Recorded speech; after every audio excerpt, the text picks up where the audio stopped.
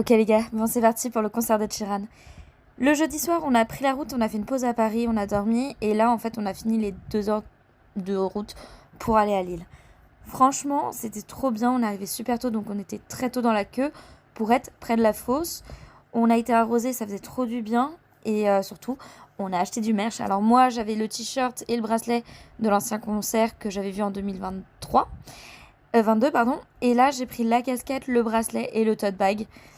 Donc voilà, c'est parti pour le meilleur concert. Franchement, je vous conseille d'un jour aller le voir sur scène. Ces 2 premières parties étaient incroyables. C'est des gens qui sont connus pour des trends en plus. Donc voilà, vous n'êtes pas perdus. Je pense qu'au vu de leur tête, vous les reconnaissez. Voilà. Et j'ai vécu vraiment à nouveau le meilleur concert de ma vie. Qui plus est, on a eu énormément de chance. Parce que moi, vu que je l'ai vu la première fois, il y avait des chansons qu'il n'avait pas faites la première fois que j'y suis allée. Et on a eu l'avant-première. Nous, on était à la Night One. Donc, on n'a pas vu Pierre Garnier. Et à la place, on a eu Drive, la nouvelle pour le film de Formule 1, en fait. Incroyable. Moi, je suis super fan. On était super prêts. En fait, il y avait 2 personnes devant nous en fosse. Donc, incroyable. Trop, trop bien.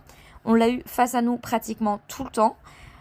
L'avantage de savoir à peu près comment est gérée sa scène et comment il gère ses concerts, c'est que tu sais où te placer. Ma pote, elle m'a fait confiance. Elle était trop contente. Et donc, je vous ai mis des extraits sur Insta.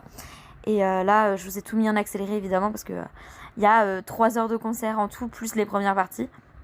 Le mec est adorable. Il a beaucoup parlé avec nous et tout. Il nous fait vachement interagir et tout. Ça, c'est génial. Et surtout, en fait, il est tout seul, mais il gère de fou. Il m'a fait pleurer sur ma chanson préférée, pardon, Happy House. Et puis on a eu un super final comme à chaque fois. Enfin, le mec a tellement d'énergie. 3 heures où il ne fait pas de pause, il court dans tous les sens. Et vraiment, merci à lui, merci de faire des concerts où tu peux faire rêver autant. Puis après, il a fallu partir. On a mis 1 heure et demie à sortir. Il y avait 66 000 personnes, donc je t'explique même pas le bazar. Puis on a enfin récupéré le Airbnb et on s'est couché à 3 heures du matin. On était rincés, on avait chaud, mais on était trop heureuse.